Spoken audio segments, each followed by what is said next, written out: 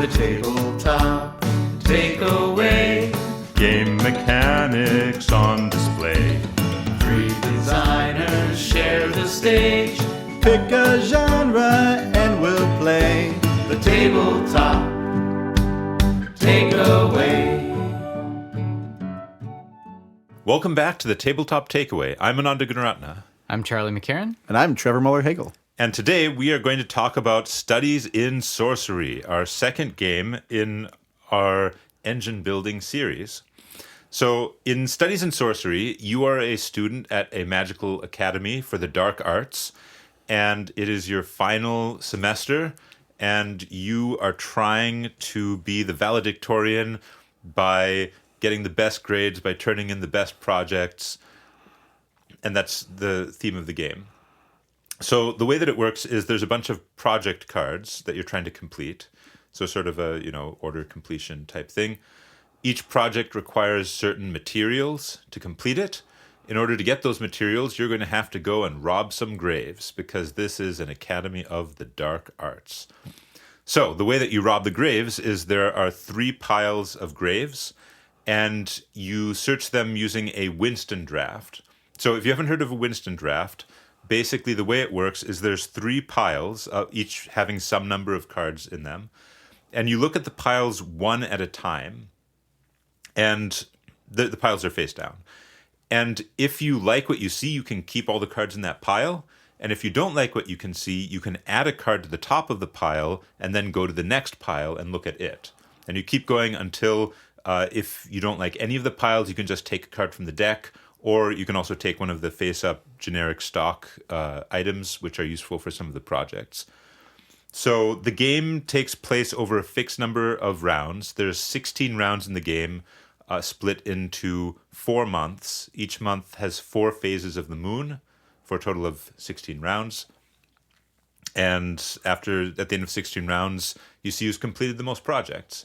Every turn you get to take an action, which is grave robbing or taking projects from the market, well, buying them by selling jewelry and other stuff that you've robbed from the graves. Or you can also cram by committing more things to projects in order to try to get them complete. Because, in particular, you are limited in how many ingredients you can commit to your projects. So each turn, you're allowed to commit 2 ingredients, just for free every turn. But if you cram, you can commit an additional 2. We're just a little distracted. We have a special guest on the podcast today, Trevor's dog, Leia. Hi, Leia. Say hi to everyone. Oh, now she's done. She's good now. Yep. She's confused. But So where were we? Studies in Sorcery. Studies in Sorcery, yes. So basically every turn you're going to get ingredients, get projects, and then you can commit 2 ingredients to your projects to try to complete them. The projects, I think, usually use between 2 and 5 ingredients maybe, but some of them use more, like the abomination that I made required, I think, 9 ingredients. Anyway, and then the projects are worth points, and you see who has the most points at the end. And the projects also give you special abilities, which is where the engine building comes into play. Some of the projects give you new actions that you can use on your turn. Some of them give passive bonuses that trigger when other players do something, or that improve your own actions. Some of them only work during certain phases of the moon. And there's a lot of different ones. I like that part of it with the moon phases triggering actions, because sometimes in engine builders, you get overwhelmed by like the amount of possibilities that you have for your actions. And this one, it's nice because you can just look at all your cards with your powers, and it's like, oh, well, this is a full moon action, so I don't have to even think about that right now. The other thing that's nice, I don't know if you mentioned this, but you get to start with a goal card that gives you something to aim for. Like mine was, I had to get a project that was worth 6 credits, aka points. I needed 4 sorcery type projects, which I failed to do. I wish you had gone for it because I had an ability that let me get points off of other people's sorcery cards. So that would have been fantastic. Wow. Yeah. I just needed 300 level. They treat it like, a university setting, which I appreciate. Yeah, there's 3 tiers of projects. Yeah, 100 level. 200, and 300. And I needed just to complete 300 level projects, and I got 4 points. It wasn't a ton of points, but it was great being able to shoot for that. Yeah, it gives you direction. Yep. Yeah, I think so. The moon phase thing is pretty interesting because, it is good for simplifying what you have to think about. It's also a neat alternative to the mechanic of cooldowns. Mm-hmm. Like there are games. I guess this is maybe more common in video games, but no, it happens in board games too, where you have an ability. And you use your ability, and then there's a cooldown period before you can use it again. Now, in a video game, this is quite easy to track, but in a board game, it means probably you're going to put some sort of counter and remove the counter each turn or something. But the cool thing about the moon phases is you don't need those counters. It's just, okay, are we in this phase? Great, I can do this thing. I actually made a game a while back, which was sort of inspired by Bomberman, where you're planting bombs, but the bombs went off at certain phases, so that you wouldn't have to have a cooldown timer. It's just like, okay, is it the red phase? Then all of the red bombs go off. Yeah, but you That's don't. nice. Yeah. Did you do anything with that one? No, it's I shelved it. Yeah, that's cool. But yeah, so the moon phase thing is a great alternative to cooldowns because you don't need to use any tokens to track the cooldown. right. Yeah, And another cool thing. Yeah, and it's a little more interesting than just like, once per round. Or like we did already have those things with our staffs, which we started with a staff, and you could use that anytime once per round. That's kind of just like flexible thing. But yeah, it's nice to have.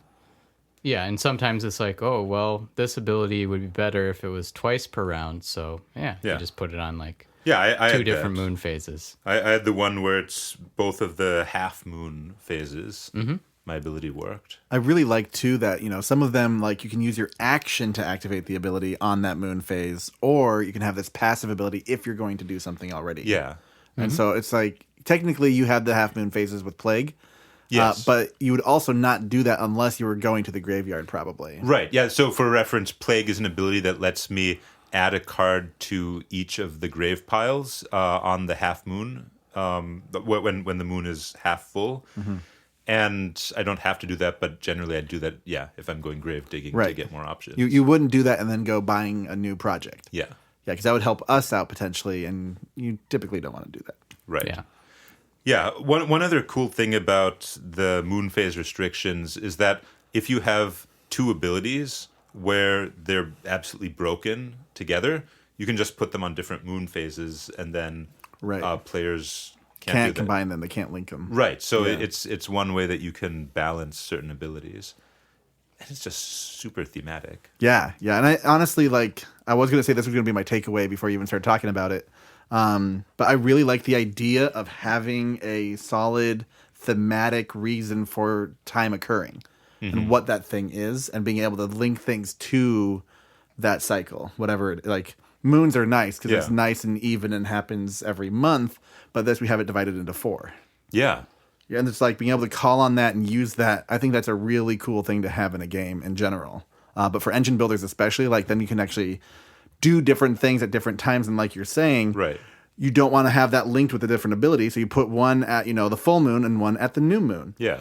But then you still feel good because you get to do these different abilities. Yeah. As long as you pay attention and see it. It's like, that's really great. And it's a great way to balance abilities by reducing their uptime. Yeah. So thinking about this as an engine builder, it just definitely has the feel of at the beginning it's pretty hard to get started. I mean, you're doing things, but you don't have much buying power yet. But yeah, it definitely ramps up, and turns end up being you get a lot to think about. You can chain things. Chain. Yep. chain combos, Trevor, which you feels had really some good. chain combos going off. Yeah, like especially when I did a lot of completion based projects. So when you Yeah. complete it, you get a special benefit, and then that would allow me to make other things complete and trigger those Yeah. as well, which felt really good. Yeah. and I really like having those chains happen. Yeah.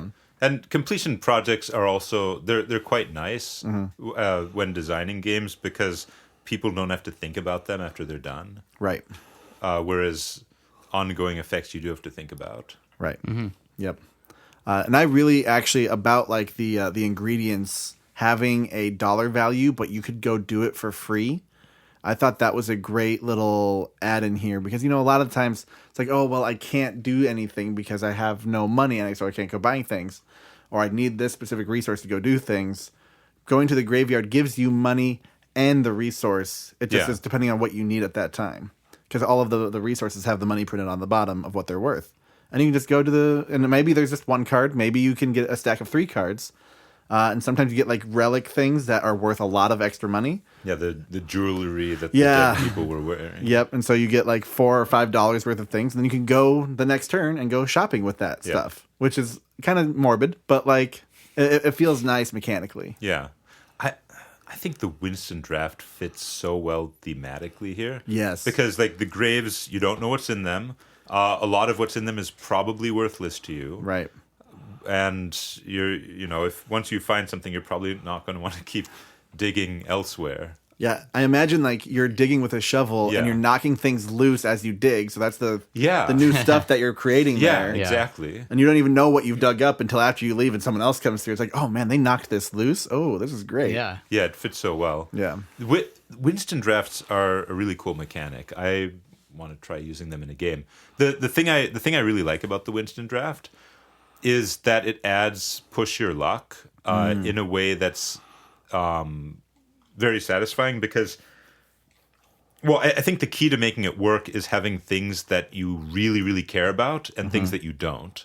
Like each player has different things they yeah. really care about because then, you can look at a stack of 4 cards, which sounds like it should be great, but then you're like, this is all worth. I don't need any of this. I really need that worm to finish Oh my God. my project. You and the worms. Oh, I don't want to talk about the worms too much. And then in the last round, gets handed 3 worms and doesn't want any of I them. was desperate for worms the whole game and could not find them, even though they're supposedly the most common ingredient. Yep. Yeah, the Winston draft is my takeaway from this one, and just how that worked in this game was really nice. And the other thing I realized right away was that there's a kind of a meta strategy where, I watched Ananda put that pile back. He Right. didn't want any of those things, and I can look over at his goals And and I see what I saw, have. like he's opposite me, so I actually might want stuff in that Sure, pile. Yeah. sure. It rewards you for paying attention. Yeah. Yeah. I stopped paying attention because I saw like eventually there's just so many cards in Yeah. front of you Yeah. guys. Yeah. But yeah, I'd be curious to try a game that has basically just that Winston draft in like maybe a simpler collection. I like this whole game, but it'd be interesting to see just that draft. So we're just like quickly, because this one is more like a small piece of the entire Yeah. game. Yeah. I'd say it's probably a solid third half. Yeah. Yeah, the Winston draft is great. And I think the key to making it great is to make sure the rest of the game makes you desperate for certain things and not for others. Yes. Yeah. Yep. That's a good point. And not just like in that you need certain things, but like you need certain things right now. Because otherwise you might just grab whatever the largest pile is Right. and hold it until you can find a use for it. Right. But a lot of the projects have a much greater benefit if you complete them earlier.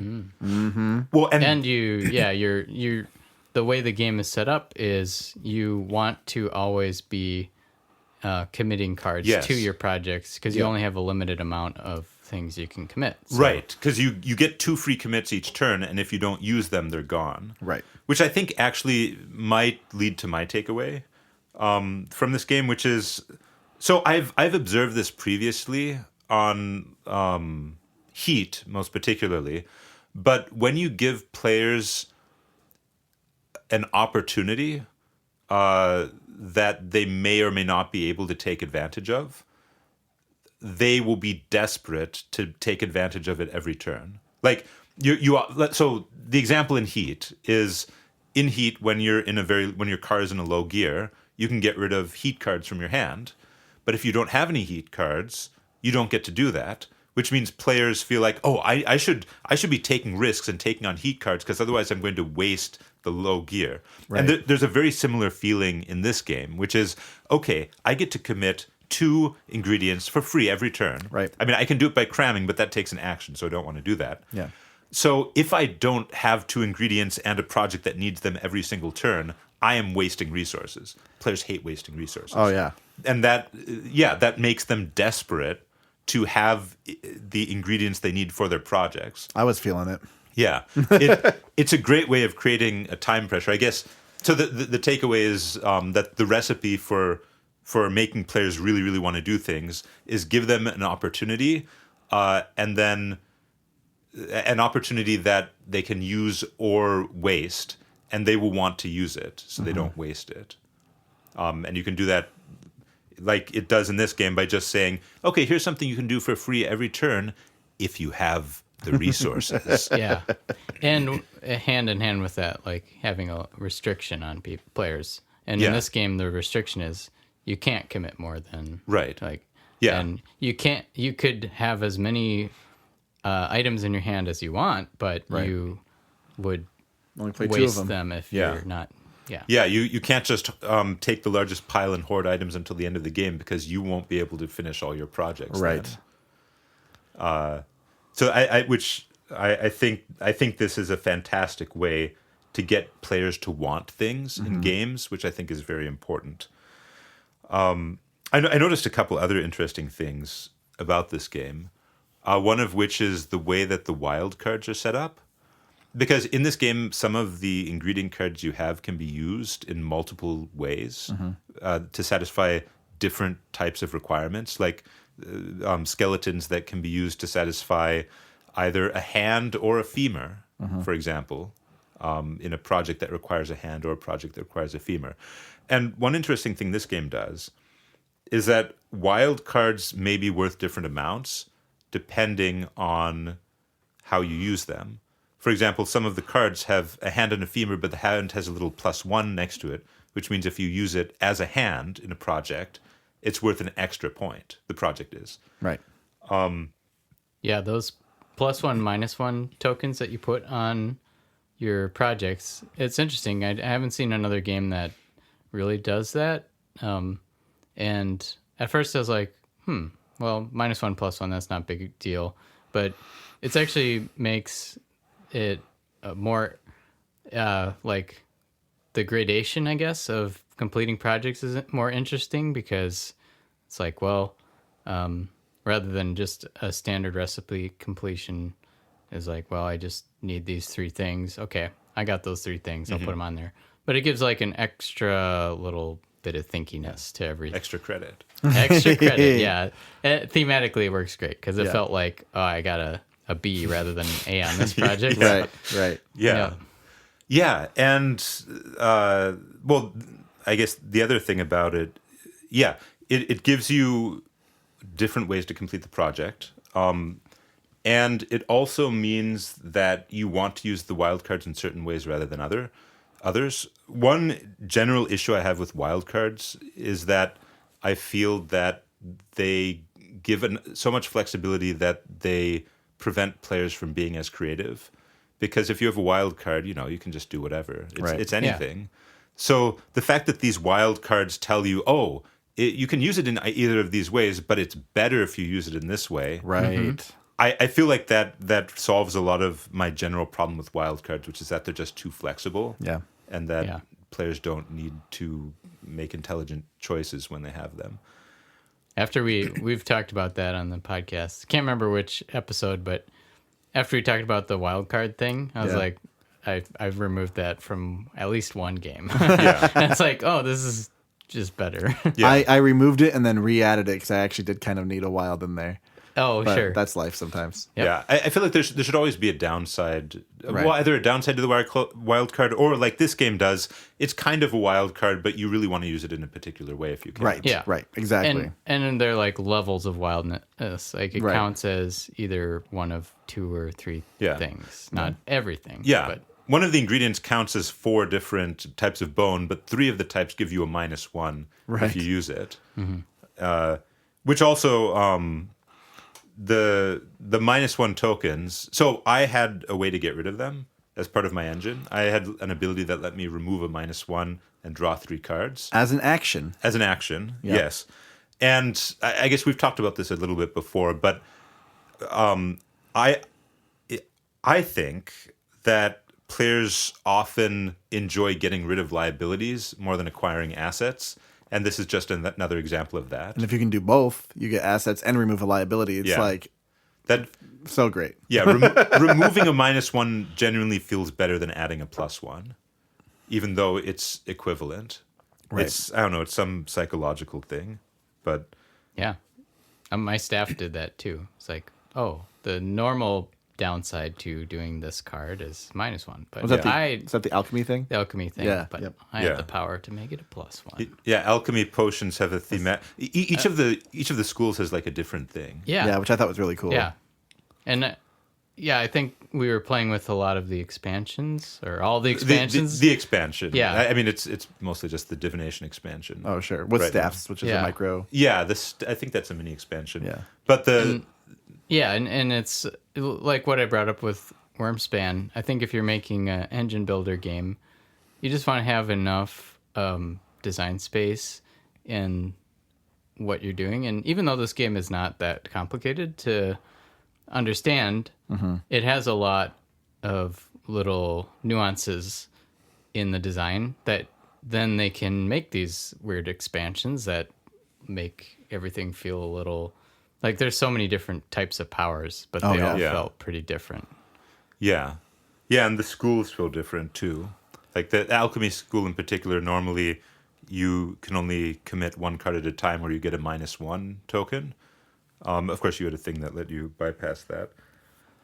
Actually, so one other cool thing about how the expansion in this game is the base game kind of foreshadows the expansions. Oh, Because the base game includes certain cards that belong to a school of magic, or I guess a subject matter in thematically, that there's only 1 card like that. Oh. Like I had an artificery card. Yeah. It's the only one in the game. Oh. Because hypothetically there might be a future artificery expansion. Oh, sure. Similarly, divinations is foreshadowed on a card in the base game before cool. the divinations expansion. So it's like, ooh, what's this subject? I don't see any other cards like that. Oh, it's a future expansion. that's smart. That's great. And then for completionists, Oh, you know, yeah. they Yeah. have this Well, card. now I have to know. Better buy this expansion. Yeah. It teases that new mechanic then too, which is really fun. Yeah. One last piece I also want to make sure I bring up is the market and the kind of rotation through the level 100. You get 4 100 level cards and then 2 200 in the first round. Second round you get 4 200 and 1 or 2 100. Sorry. Yeah. And like it just keeps improving and getting harder and harder, which Yeah. a lot of games have a kind of artificial way of doing that they try to make seem natural, and it never feels quite right. I was mostly thinking of Thunderstone does something like that. But yeah, there's just like, it's hard to really get a good natural flow for it. And I think like you're in school, you Yeah. completed a month. Now things get a little bit harder and you can get access to a little bit more powerful magic. Yeah. It's like, oh, that feels really good and really right. Yeah, that's a good point. Often it's just like, okay, we're done with the first The phase of the bronze game. deck. So now discard all the bronze cards. Now we're bringing out the silver cards. Right. Yeah. Yeah. And It's this like- one we're like slowly phasing in, and we can still have access to the old stuff a Yeah. little bit. Yeah. Yeah. I really that's like cool. that. Yeah, I think I maybe used to be more opposed to like setting decks and having like multiple tiers of decks. Yeah. To like feel like things are ramping up, but I think the ramp up. I'm working on a game right now where it really feels like it's needs those different decks. Oh, Yeah. sure.